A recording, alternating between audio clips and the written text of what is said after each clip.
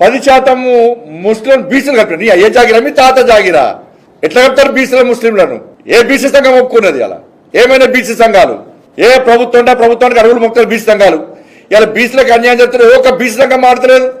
అరే రాజశేఖర రెడ్డి ప్రభుత్వము 4% రిజర్వేషన్ ఇచ్చి ముస్లింలను బీసీలకు గుర్తిస్తే హైదరాబాద్ లో ఘోరమైన అన్యాయం జరిగింది హిందువులకి. అలా 30 మంది జిహెచ్ఎం ఎన్నికల్లో 30 మంది హిందువులైన బీసీలు గెలవాల్సిన స్థానాల్లో ఇలా ముస్లింస్ గెలిచిరు. వాళ్ళ మీరు 10% రిజర్వేషన్లు ఇచ్చి 10% ముస్లిం బీసీలు కలిపితే ఏ గ్రామంలో ఏ వాళ్ళ సర్పంచ్ ఎవరు గెలవడు? ఇవాళ బీసీలు హిందువులు ఏ సర్పంచ్ గెలవాడు? బీసీలు ఒక్క కౌన్సిలర్ గెలవాడు, ఒక్క కార్పొరేటర్ గెలవాడు, ఒక జెడ్పీటీసీ గెలవాడు. రాసి పెట్టుకోండి.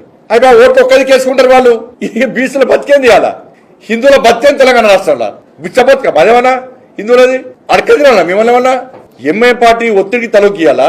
హిందువుల మనోబలు దెబ్బతీసి ఏందన్న జాతి, అరే మేము బొట్టు పెట్టుకుంటాం, మాకు గోత్రం ఉంటుంది, జన్మనామం ఉంటుంది, జన్మ నక్షత్రం ఉంటుంది, మేము ముల్దారం కట్టుకుంటాం, మా జాతిది.